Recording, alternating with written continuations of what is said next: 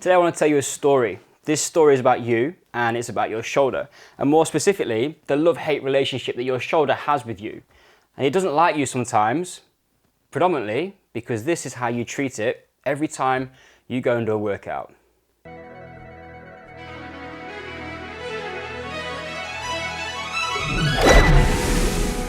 Let me introduce you to your glenohumeral joint. The glenohumeral joint is made up of the humerus in your upper arm, and that's got a ball on top of it which sits perfectly into a well-designed fossa, a little socket on the shoulder blade or scapula. Now the problem is the ball is much bigger than the fossa or the socket. So when you come into the gym all the time and you just whack that thing about, it has a really hard time trying to keep the ball on the socket. The shoulder needs a little bit more TLC. It needs a bit more of a gentle caress, a lover's touch, some might say. Otherwise what happens is you come in with your big old excitement and you just whack that thing all over the place and it comes off the socket, and that's a problem. So where does this leave you? Probably with a shoulder you can't fully trust. It probably niggles a little bit. There's probably some pain. It probably doesn't progress as fast as you want it to. And you probably find that it's putting the brakes on a little bit on what you actually want to do with your training, which is obviously to smash it out of the park. Now let's be honest, there's nothing quite like a proper shoulder session to make you feel good about yourself.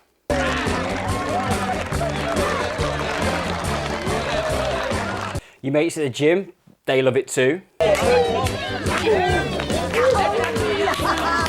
And here comes your trainer on the way to the shoulder session, ready for a proper pump.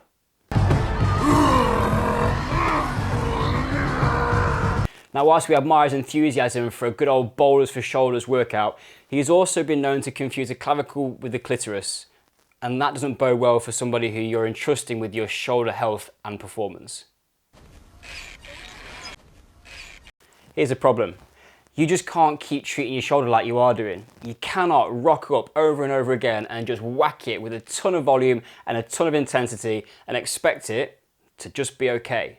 Doesn't want to work like that. It's not designed like that. Yeah, you're acting like a damn fool.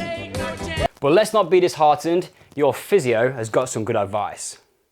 Happy, the ball itself has its own energy. Its natural environment is in the home. So why don't you send them home? To be fair though, you actually find those physio exercises quite difficult.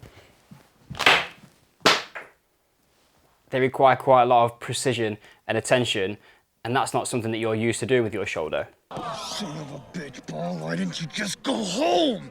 That's your home! Are you too good for your home? And let's be honest, they get boring pretty quick. So we stop doing them as often as we should.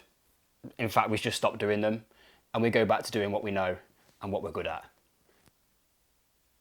By now, this whole situation is starting to get you a little bit cranky. I mean, I just couldn't get the ball in the hole. I wanted to, but I just couldn't do it.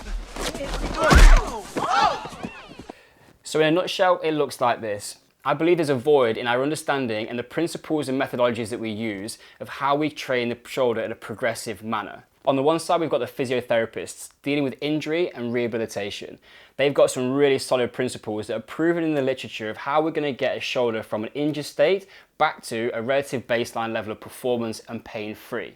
On the other side, we've got the strength and conditioning coaches and personal trainers who have got a good understanding of how to build size, strength and speed and endurance. But what we don't understand is the principles which are used to really create dynamic stability and control around a joint are forgotten when we get really stuck into the weight room. Now the job then is to start to merge those two things together. On the physiotherapy side, we've got loads of really good understanding and principles, but we're just not scaling them enough. We know what we need to do to create a shoulder that moves well, to create one that is pain-free, to create one that has stability and that is integrated into the kinetic chain. What we're missing is the tools to be able to progress that and load it in a way which supports the ultimate conditioning outcome that we're looking for. We have to always have an understanding of what it is that we're trying to train the shoulder to do. What is our task? What is the environment? How much variability do we need to allow the shoulder to handle whatever it is that we want to throw at it? If that's in the weight room, then we can just start to scale it in terms of what lifts we might want to produce. If it's on the rugby pitch or a sports field, we've got a certain amount of chaos which we need to start to cater for as well. That brings a level of complexity and an additional demand that is not currently being catered for in many upper body training programs. It's time to start thinking a little bit differently about how we train the shoulder. We just need some more tools, some more principles, and an awareness of how we can integrate those into a program to make sure that we are getting both of those things served, the dynamic stabilization component and the conditioning objective that we're working towards. So welcome to Dynamic Shoulder Conditioning. My name is Tim Stevenson and I'm super excited for you to join me on this journey of evolving your understanding of the functional anatomy, the training science and practical application of creating a truly high-performing upper body. So jump on board, subscribe, like, follow, tag, comment, share. You know how it works. Join me and I'm going to put the tools in your hands to help you to scale performance by respecting design.